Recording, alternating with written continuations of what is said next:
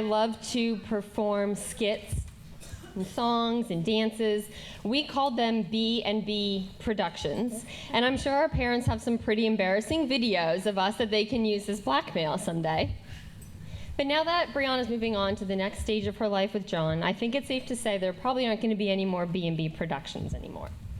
So I thought, what better way to toast the newlyweds than with one last production, but this time, I guess it'll be just by me. So before and after school, we used to stay at our grandparents' house, and we used to love watching The Fresh Prince of Bel-Air.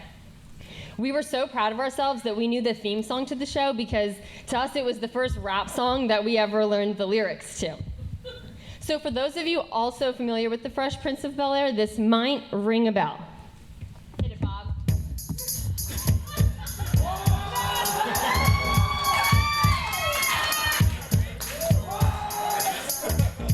Now this is a story all about how our gorgeous bride got to where she is now, and I'd like to take a minute, just sit right there. I'll tell you why we all feel so much love in the air.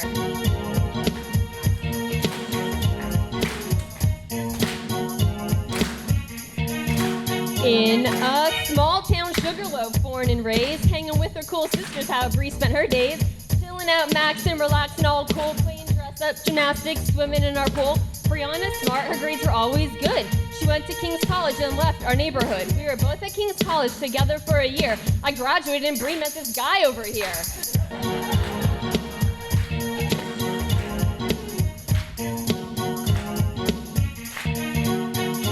Bree, Anna, and John picked accounting as their majors. Who would have known this would be the game changer? She caught his eye in accounting class. I heard John couldn't take his eyes off her. Lucky for John, we joined as partners. Studying together, John was a charmer. They both got an A. It was time to celebrate. With some liquid courage, John asked Bree on a date.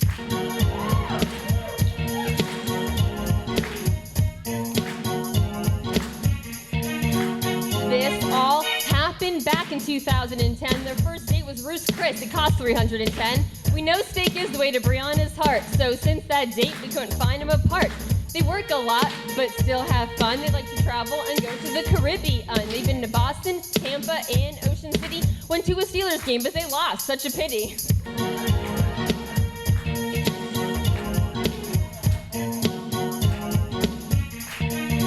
In October 2012, they went to Central Park, took a carriage ride around before it got dark. The carriage stopped by the pond, you see, and at that moment, John got down on his knee. Both families met them at the end of the ride. Bree was so surprised she got more tears in her eyes. Now these two families have become one. My parents are happy to have John as a son.